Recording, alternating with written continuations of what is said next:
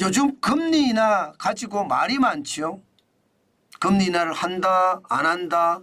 뭐 금리가 인하가 됐는데 대출 금리는 올려라. 뭐 금융당국까지 간섭을 할 정도로 난리를 치고 있습니다. 사실 한 달 만에 금리 인하가 됐거든요. 그런데 저는 더 강한 게 지금 오고 있다고 생각을 합니다. 무슨 얘기냐고요? 여러분 이거 한번 보세요. 코픽스입니다.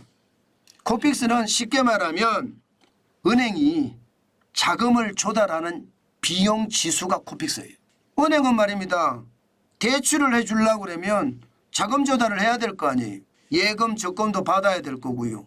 은행채를 발행을 해서 자금도 끌어와야 될 거고요.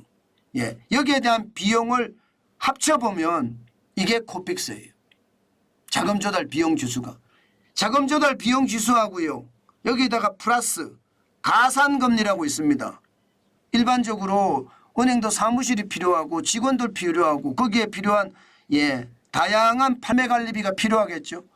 요것까지 포함을 시키면 그걸 가산금리라고 하거든요. 그거를 포함시키면 대출금리가 됩니다. 대출금리가. 그러니까 코픽스 더하기 가산금리 그러면 대출금리다 이런 얘기예요. 이 코픽스가 올라가면 어떻게 될까요? 코픽스가 올라가면 당연히 대출금리 올라가겠죠. 임금비가 올라가면 어떻게 될까요?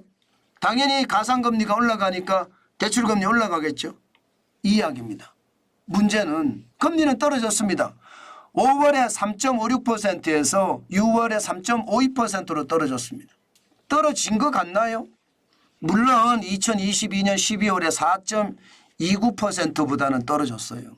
네, 그때보다는 떨어졌지만 3.52%도 여전히 높은 수치입니다. 여전히. 이게 2021년으로 가볼까요? 2021년 3월에 0.84%, 0.84%. 거기에 비하면 지금 3배가 넘는 수치잖아요. 3배가 넘는 수치. 이것은 결국 말입니다. 이자 부담을 고스란히 안는다는 뜻이에요. 고스란히. 떨어진 거는 좋지만 떨어진 게 너무 미미하기 때문에 떨어져 봤자 이자 부담이 뭐 피부로 느낄 만큼 확 줄어들지는 않는다는 뜻입니다. 그만큼 말입니다. 이자 부담이 커진다.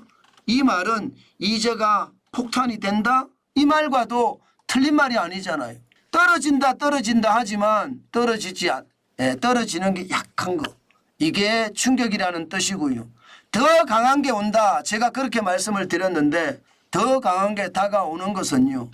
고금리가 오래 가기 때문에 이자 앞에 장사 없다는 말을 이렇게 표현한 겁니다. 지금 고금리 자체가 2022년 6월만 보더라도 2.38%였습니다. 2.38%도 사실 높아요. 2021년 3월에 0.84%니까 그것도 높아요. 그런데 2.38% 수준이 계속 간다고 생각을 해보세요. 2022년이에요. 2023년, 2024년. 이게 뭐 계속해서 간다는 뜻이잖아요. 그러면 여러분 금리에 대한 부담이 얼마나 클까요? 당연히 클 수밖에 없습니다. 요즘 말입니다.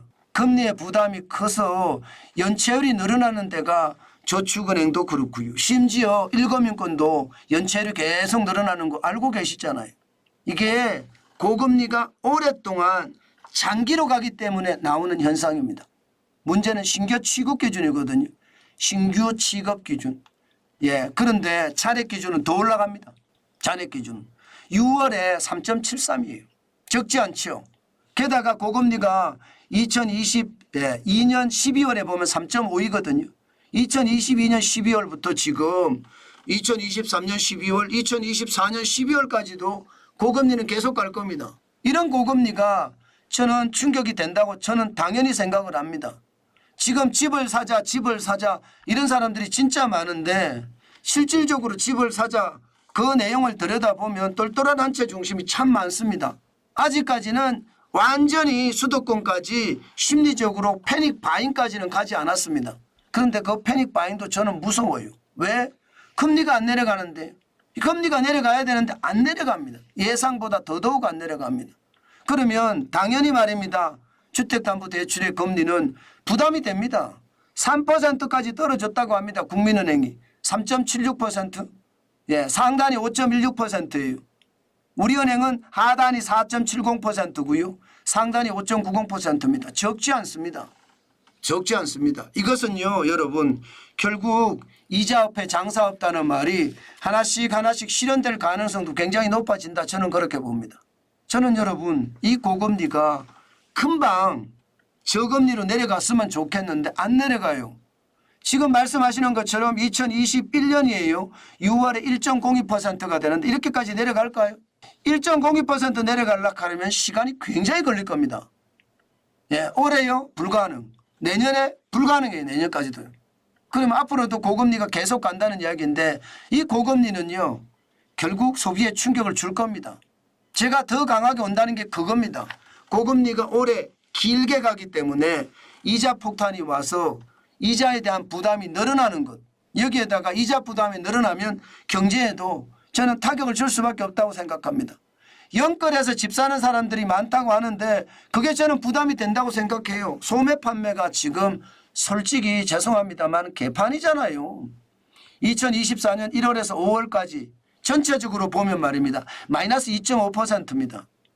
이것은 여러분 극단적 위기가 왔을 때하고 지금 비슷해요. 글로벌 금융위기 때하고 지금하고 다른 점이 별로 없습니다. 물론 글로벌 금융위기 때는 마이너스 3.5%까지 내려갔었지만 지금 소매 판매 지수가 마이너스 2.5%까지 떨어졌다는 것은요. 이자 앞에 장사 없다는 말이 계속되는 거고 이게 금리가 예상보다 안 내려갈 겁니다. 내려가더라도 천천히 내려갈 거예요. 그렇기 때문에 더 강한 무언가가 닥칠 거다 그런 생각이 들거든요. 소매 판매가 떨어진다.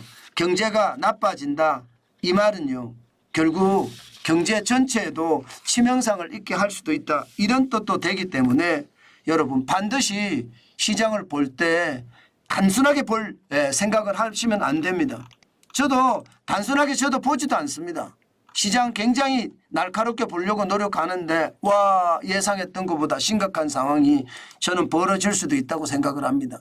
제가 계속 말씀드렸던 것 중에 대표적인 말이 이자 앞에 장사 없다는 말 계속 해왔잖아요. 그 장사가 점점 없어진다는 뜻이에요. 그렇기 때문에 여러분 진짜 시장을 똑바로 봐야 됩니다. 저는 시장 요즘 같은 시장 이게 경기가 좋다 하면 좋은 건 맞아요. 수출 중심으로는 좋아요. 그러나 전체적으로 경제가 좋으냐 그렇지 않거든요. 저는 그래서 여러분 시장 반드시 말입니다. 띄엄띄엄 보지 말고요. 띄엄띄엄 보지 말고 나무만도 보지 말고 숲을 보는 거 전체를 보는 거 띄엄띄엄 보면 그렇거든요. 반드시 전체를 보는 그런 눈을 가져야 되고 정관장 TV를 보시면 확실히 제가 전체를 보는 눈을 가질 수 있도록 저도 도움이 되고 싶습니다. 요즘 같은 시기에 자칫 잘못하면 내 자산도 다 날릴 수 있다는 거 한 번 더 생각을 해보시고 시장을 예리하게 보시는 거 필요하다. 다시 한번 저는 여러분께 말씀 올립니다.